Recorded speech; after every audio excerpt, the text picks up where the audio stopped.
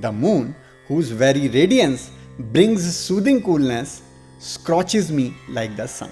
In Seeta's separation, Shriram upheld yoga, discipline, restraint, and spiritual resolutions. Siyavar Ramchandra की जय.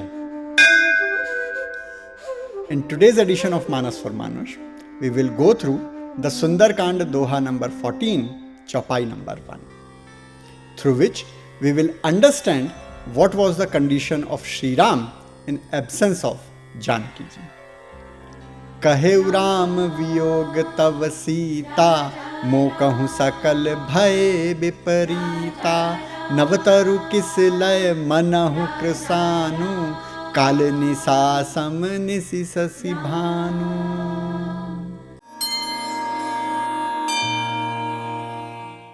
Shriram is Narottam, the noblest among men, and Maryada Purushottam, the supreme upholder of principles. His physical strength was like that a thunderbolt, and as a Suryavanshi king, his valor was like a sun. For his enemies, he was like Kal itself, like death. For the wicked ones, he was like untimely destruction. Yet, Ram was also Karunanidhan, the treasure of compassion. He held deep empathy for everyone in sorrow. And then there was Vaidehi, whom he had vowed to protect throughout his life, his companion in joy and sorrow, his Ardhangini, that is better half, the honor of his royal lineage. How could he not be moved upon seeing her suffering? As a warrior prince, he could not openly lament. But within his heart, every moment, every instance, his thoughts remained fixed on Seeta. These outpourings of his heart were meant only for her. Therefore, through Bajrang Bali, he sent his message to Vaidehi. Goswami ji says, कहेउ Ram वियोग तव सीता, मोकहु सकल भय विपरीता. नवतरु किस लय मनहु कृसानु, काल निसा सम निसि ससि Bhanu. Hanuman conveys, Shriram has sent this message. O Seeta, in your separation, everything in the forest has turned adverse for me.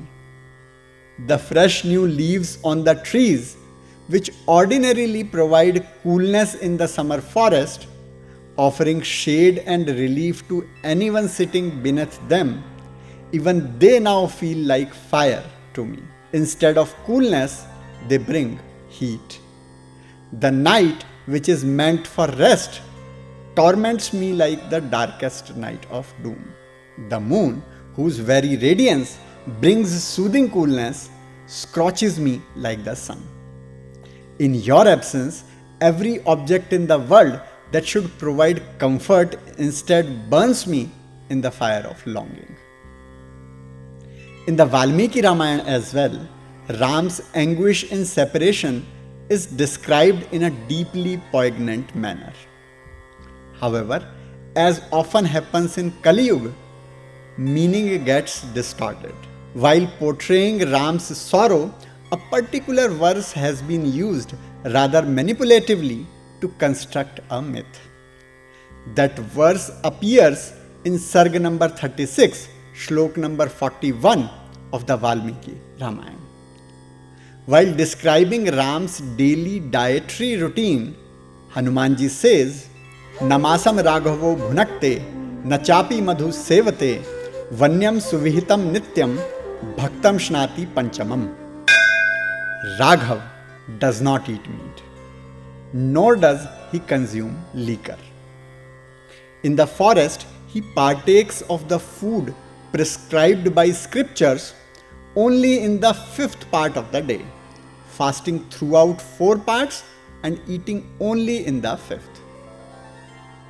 Now you might ask, what is problematic in this verse? How could it create a myth? It can if a slight alteration is made in the translation.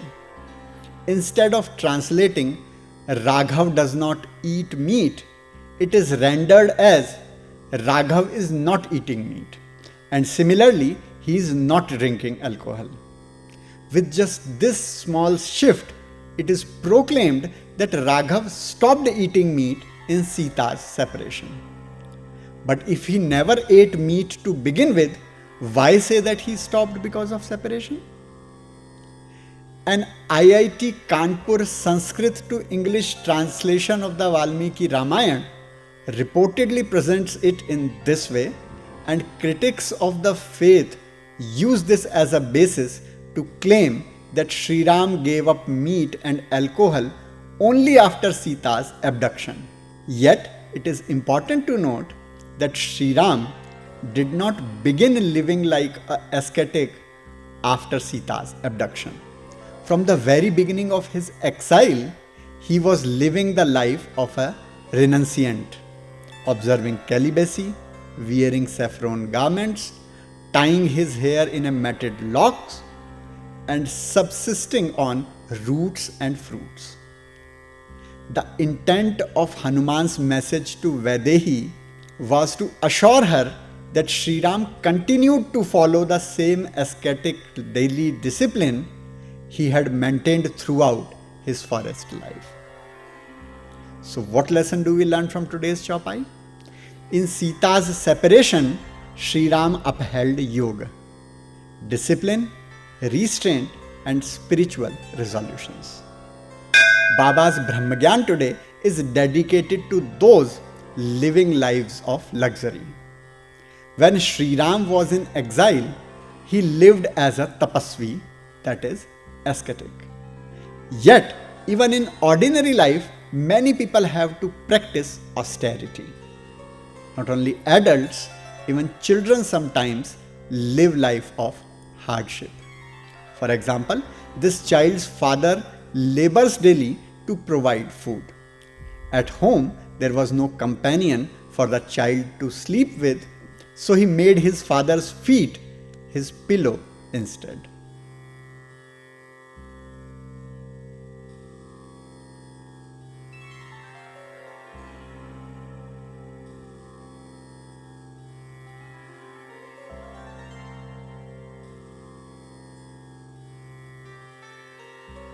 आप बताओ एक को, हर एक बताए एक को, सूचना ये हो जाए जनहित में जारी। तो बोलो, मंगल भवन अमंगल हारी, द्रबहु सुदशरथ अजिर बिहारी।